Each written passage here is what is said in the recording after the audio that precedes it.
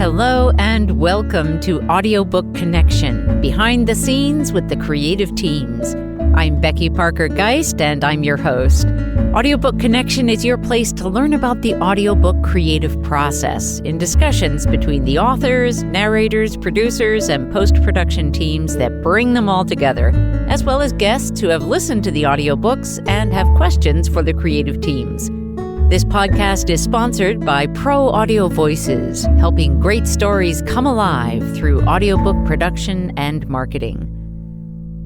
And today I'm excited to have with me Joy Moeller, author of Is Your Tongue Killing You? Learn How to Sleep, Breathe, Chew, and Swallow Correctly. Joy is a certified orofacial myofunctional therapist. Joy, welcome. Thank you for doing this and helping me get my audiobook out to the public. Oh, my great pleasure.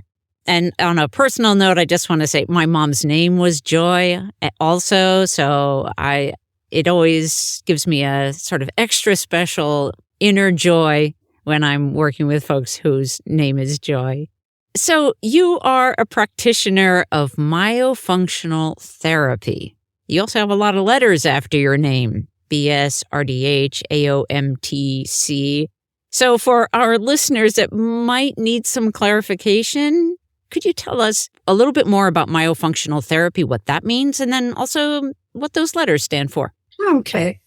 Well, myofunctional therapy is a type of therapeutic exercises, I would say more therapeutic techniques that are designed to work with the back of the tongue and the front of the whole tongue, swallowing, chewing, and breathing. And I found out about this because the RDH in my name is registered dental hygienist. And I actually taught dental hygiene at Indiana University years ago. And I started teaching in the dental school, but I noticed my son had problems where he had ADHD, he had colic as a baby, he couldn't breathe, and he couldn't sleep. He was sick all the time. He couldn't go to school. He had headaches and jaw pain, like temporomandibular joint pain. And being his mom was challenged because 3 days a week I would get a call from the school nurse saying your son has another skull crusher, he called it.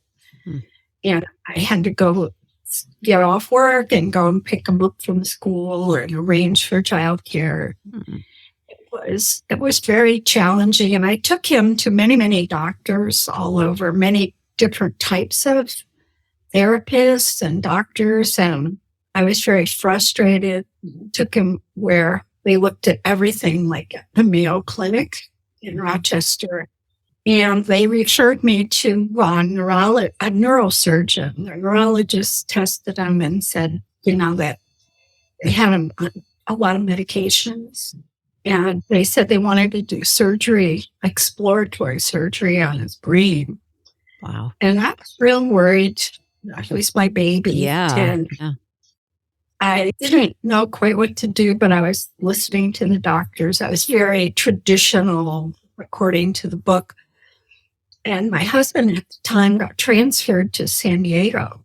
So we moved to San Diego, and there wasn't a dental school there. So I started looking for a dental hygiene job, and I found one 5 minutes from home.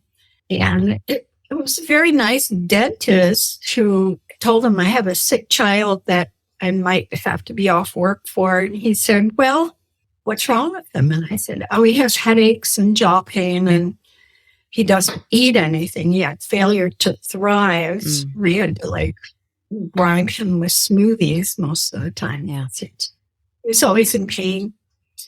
And I said, sometimes I get a call to come and get him from school because he has a headache. He can't focus. Yeah. He said, well, let me take a look at him. And so I said, sure. So I brought him in, and he said, I just took a course in myofunctional therapy, and your son's tongue is in the wrong place.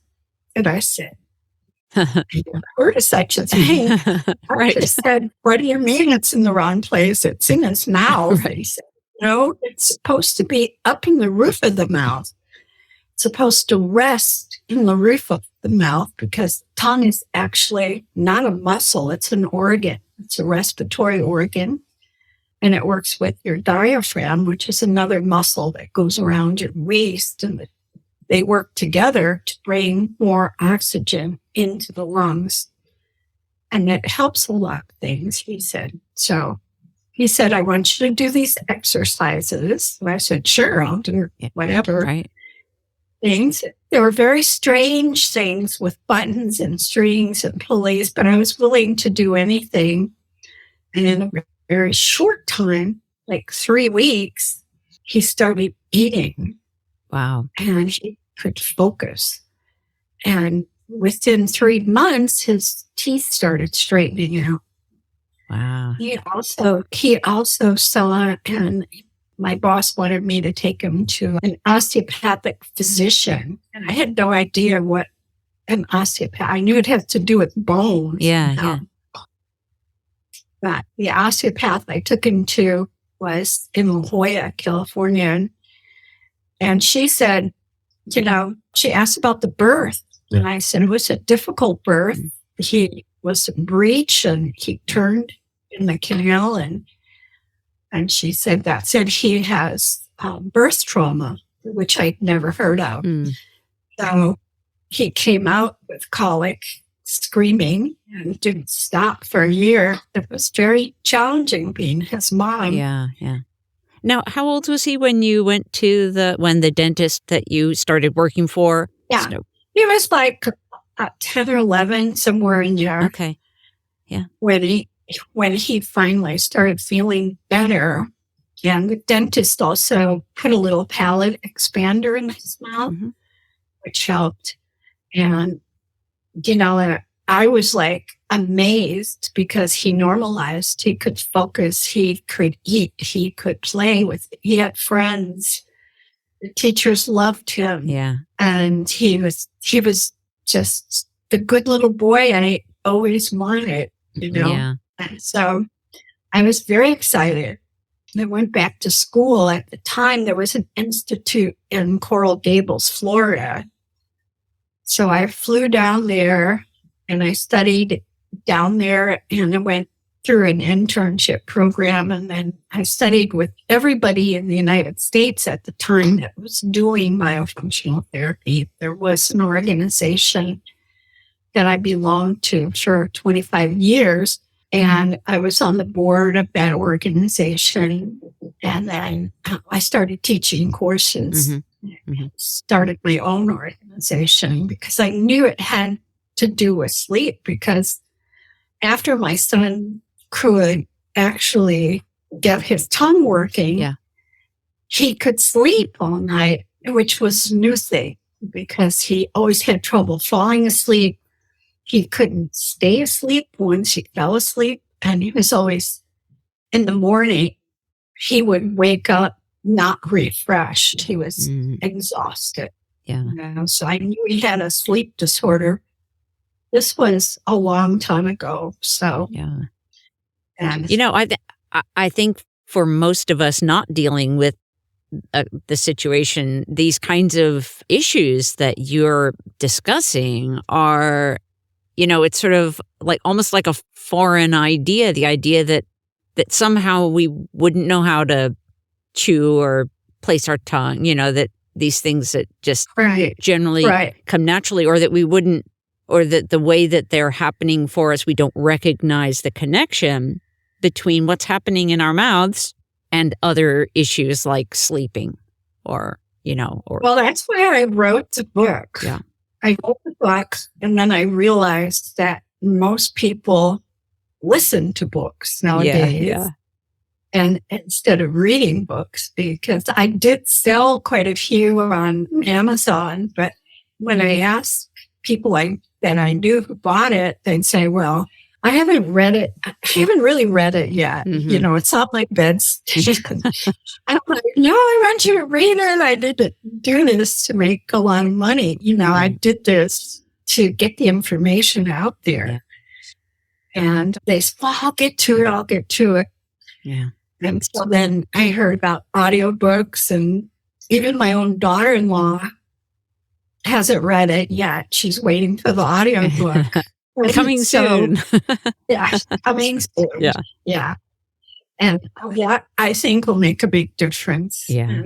Yeah. In the book, I also have 11 other chapters, like an addendum I put on from different doctors that knew my work, a cardiologist, pediatric dentist, an orthodontist, a couple of T&J doctors, some breathing specialists, and a lactation consultant. The lady actually pioneered and conceptualized the whole field of lactation consulting. Really? Wow. She wrote a chapter, and an osteopath wrote a chapter in my book. So periodontist, just different specialties. And the sleep medicine doctor is actually, I'm treating her and her daughter right now as well. So, oh, wow. No. And so they're excited because the sleep medicine physician and the cardiologist are both coming out with their own research in the field, and they're proving that I am correct, that this does help sleep issues.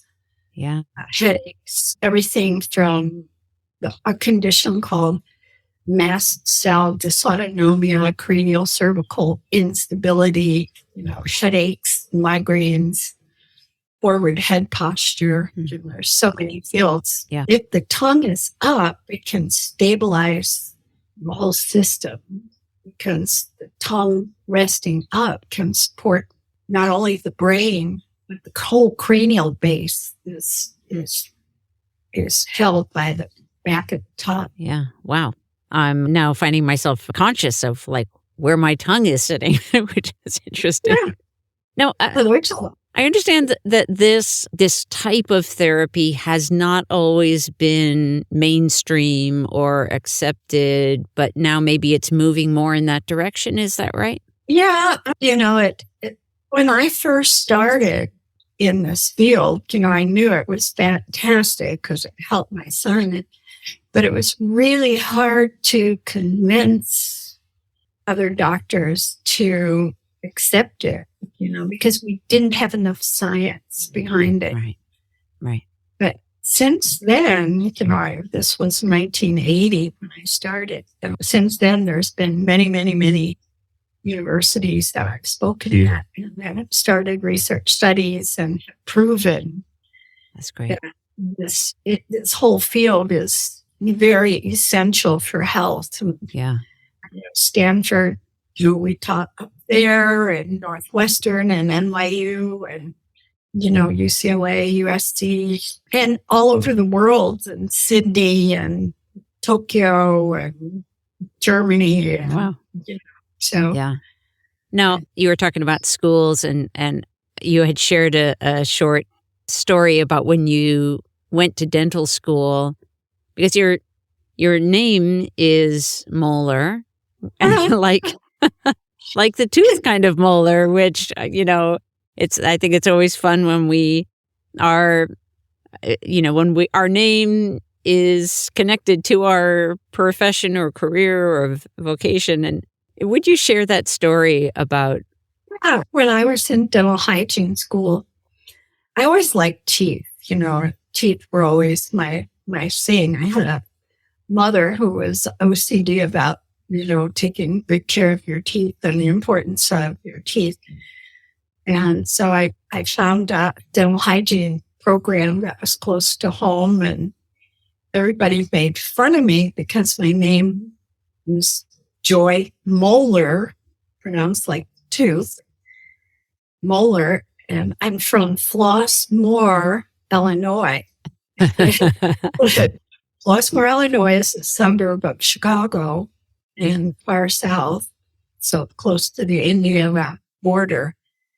And once when I was in hygiene school, we had a big bulletin board in the clinic, and all the other students in the class were giggling one day, and they made me wait in the lobby. And They said, no, you can't come in yet. You can't come in yet. Finally, they said, okay, you can come in.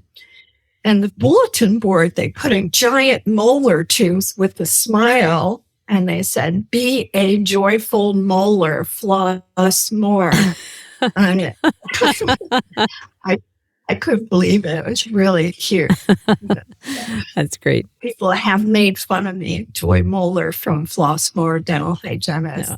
I should just point out for listeners who are not familiar with the spelling of your name that it is not spelled like the tooth, but it is spelled Moeller. And then I also am certified, I'm double certified in functional therapy from two organizations. One is the IAOM, which is the International Association of Oral Myologists, and the AOMT, which is the organization that I started, the Academy of Orofacial Myofunctional Therapy. And so I'm probably the only person in the world that's certified by both organizations. Wow. Amazing. Let's pause for a moment. We'll be right back. Here at Pro Audio Voices, we love working with authors who have a big goal in mind. They really want to reach out to their audience around the world. We're here to help make that happen. It starts with our pre-production process, where we're evaluating and determining what elements of the audiobook we can leverage to both create an excellent listener experience for your listeners, as well as drawing them to your website to engage with you further. It continues on through the production process, making decisions that will enhance and support your big goals, as well as creating a great listener experience. But we don't stop there. Once the audiobook is live, we move on to helping you market your audiobook with the Audiobook Marketing Program. Come check us out at proaudiovoices.com. To schedule a call to talk about your audiobook project, click on Get Started. Let's circle back just a little bit and talk a little more about the audiobook process. So I know that at the time of this recording that your audiobook is in production. So you've recently completed pre-production, and your book had a lot of visuals, a lot of photos, a lot of, images that many times an audiobook producer would have just omitted without a second thought. But as you know, and as hopefully most of our listeners know, that's not the way that we approach pre-production. And so I'd love to hear your experience in working with our pre-production specialist and about some of the decisions that you made together. Well, it's been absolutely incredible because every step of the way they've made it so that whoever purchases the audiobook will understand it on a much different level, because we have men that wrote chapters and women who wrote chapters, and I wrote most of the book, at least half the book myself. So we needed different voices. So instead of having it all monotone where there's only one voice, there's different inflections from different readers. Right. And I know you have trained actors that work for you, so that will help engage the reader so that they really are listening 100%, and will get the most out of the book. And hopefully they'll either want to buy a hard copy of the book, or we're going to take the pictures out of the book and put them on my website, joymoeller.com. So they'll be easy to find on the website. Right. And so they can actually look at pictures without buying the book, because they'll be referenced to page so-and-so for a picture describing a before and after pictures of patients that have given me permission to use their information. Yeah, great. Especially good for the doctors that I treated, like the sleep medicine doctor and some pediatric doctors. Yeah. Some of the pictures describe a lot that you can't get from an audiobook, but you'll have the ability to just go to my website and find the pictures easily. Right. So you'll have a visual. Right. And just because many of our listeners are authors and people working in the audiobook industry, I just want to point out that the challenge that you were facing when you came to us, in that you were having trouble getting people to actually read the print book, so wanting to get it into audio so they could listen, and then the opportunity, which I call it rather than a challenge, of having those images, it allowed us to create a way for people to get involved in the actually listening to the book, audiobook, and then still have those resources available to them, while also then those resources become a draw to your website. Because I know from being at your website that you, and from knowing you a little bit, is that you have a lot more available there to offer. And so that way your listeners get even more value, both from listening to the audiobook, also from visiting your website, and you get the benefit of that connection as well. So they get the audio and the visual. Right. And it kind of works together, to hear everything, see everything. That's great. Exactly. It's really wonderful. Your team has been amazing, because everybody is so specialized and individualized, and everybody checks on everybody, and everything's precise. And it's been really a pleasure, a lot easier than I thought it would be, to get the audiobook done and in a very timely manner. Everybody's so professional. Every single person, whether it be a reader or a developer, or everybody's into their own thing. And it's just made it a lot easier than I thought it was going to be. Great. Thank you.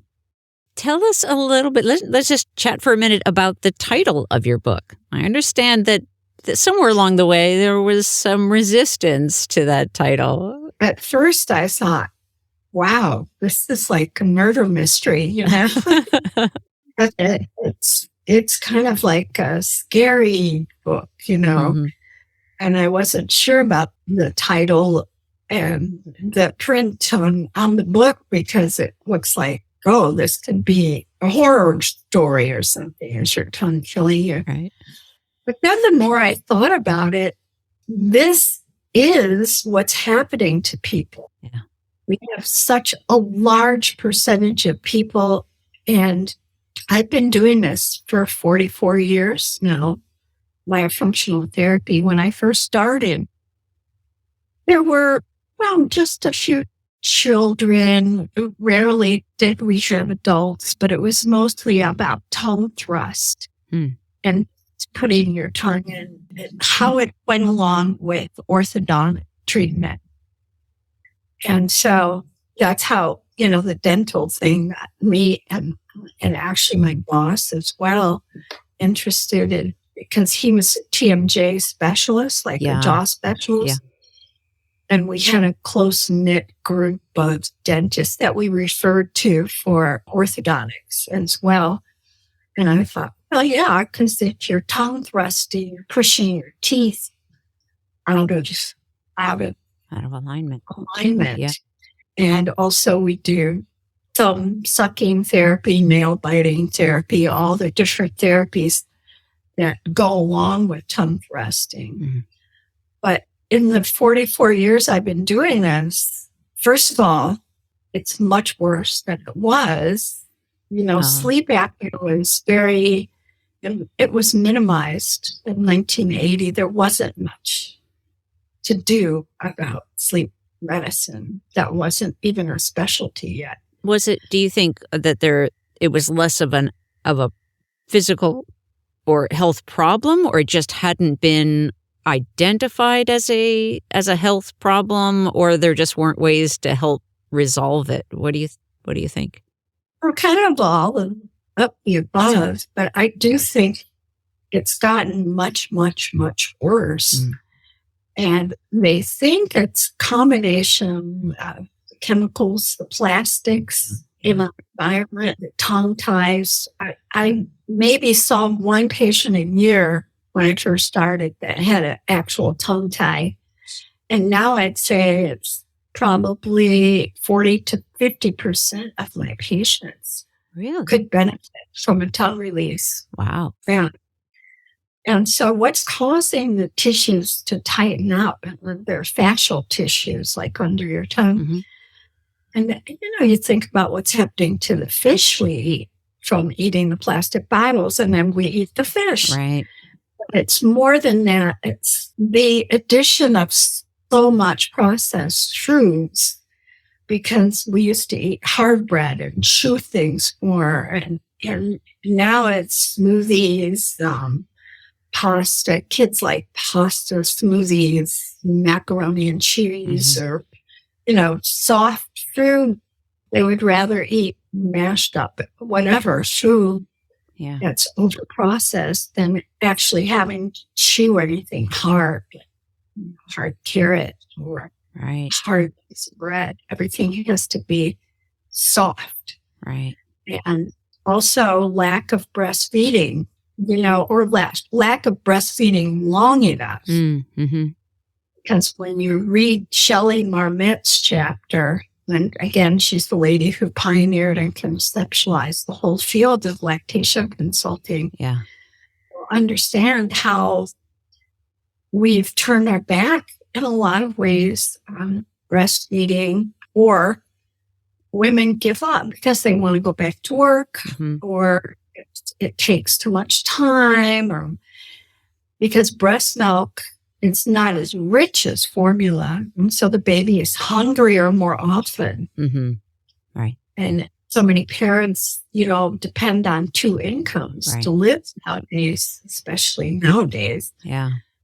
So they have to go back to work. And so then they depend on childcare or bottle feeding, which creates habits. Then they find their thumb, and they up their thumb, and that causes the palate to become distorted, and the tongue rests down instead of up in the palate. The thumb is taking the place, or nail biting, or chewing collars or cuffs, or sweatshirts or something. Yeah, that's fascinating.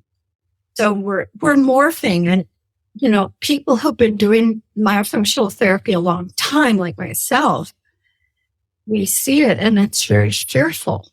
And I think it's and the situation's much worse since computers came along as well, because now we have computer posture, like these things, the cell phones, and, texting, and computer posture, and eating in front of the computer, and all of the posture issues that are causing the growth and development to change. And you add heavy backpacks and other things, just sucking your thumb is pulling your head forward. So it can cause a lot of problems, to the point where people have migraines and sleep disorders, and there's more suicides now than ever before. Young people especially. And there's so much pressure on people to look good. Yeah. And a lot of problems develop. I've seen so many people that have had repeated jaw surgeries, different neck and back surgeries. Yeah. So it's becoming a serious medical disability. Yeah. To have a myofunctional disorder. Wow. Yeah. If your tongue is down, then the palate collapses. And so you have a high, narrow palate instead of the big, wide palate. Yeah. And so when it's high and narrow, you figure it out. The roof of your mouth is the floor of your nose. So if the roof of your mouth is narrow instead of wide, people can't get enough oxygen. So they breathe through their mouth.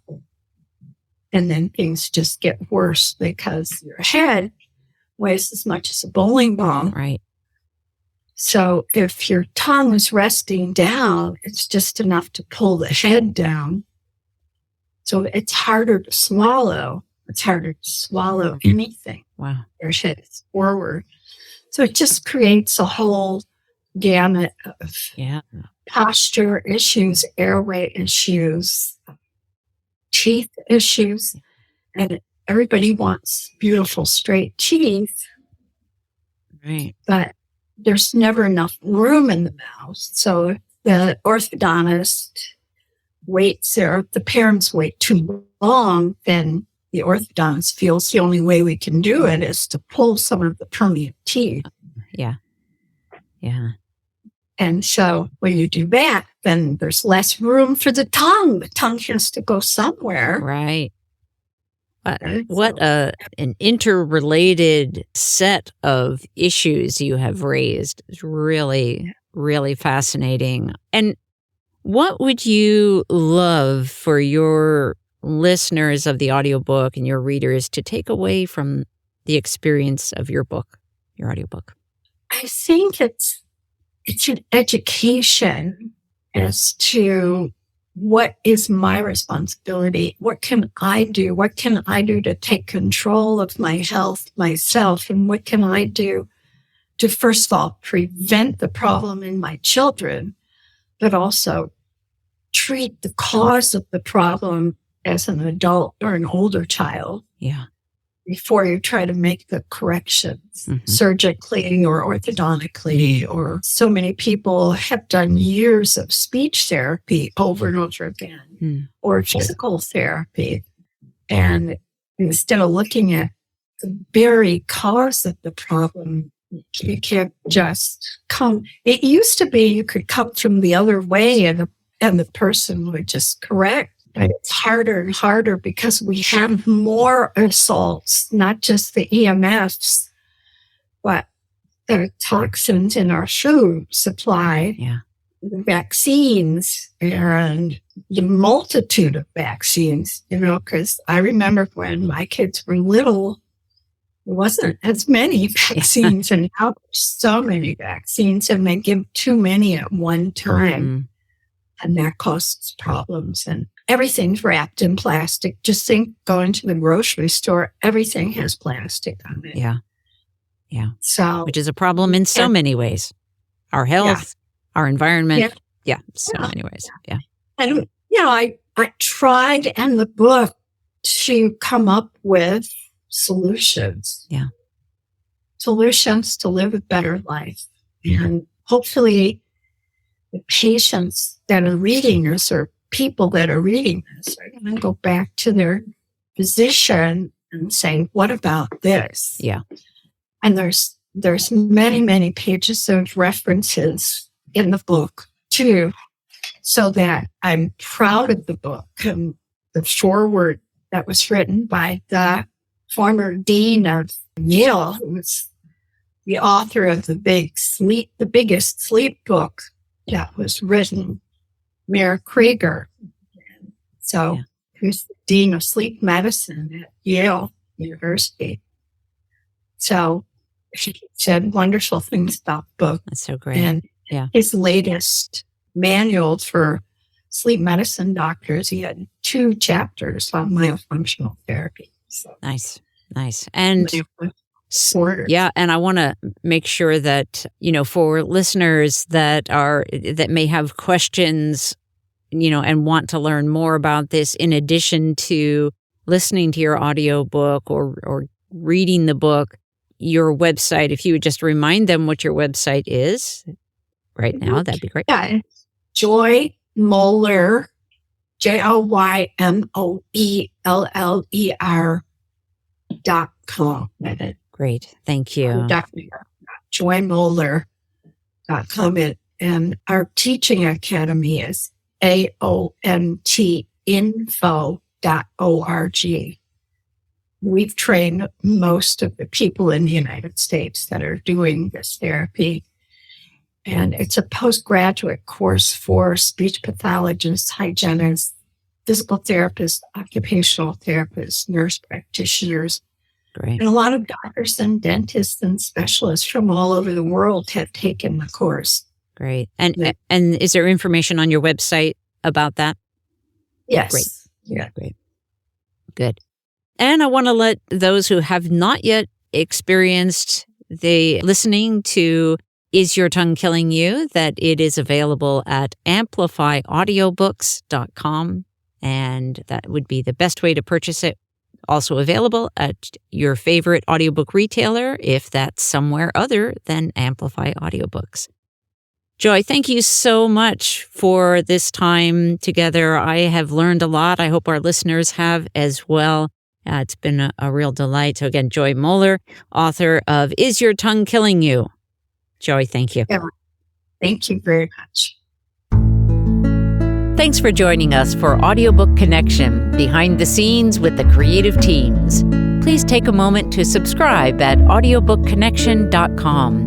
The podcast is sponsored by Pro Audio Voices, helping great stories come alive through audiobook production and marketing. Learn more at proaudiovoices.com. Again, thanks for being with us, and please join us next week.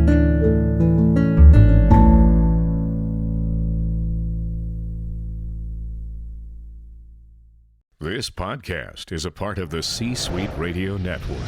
For more top business podcasts, visit c-suiteradio.com.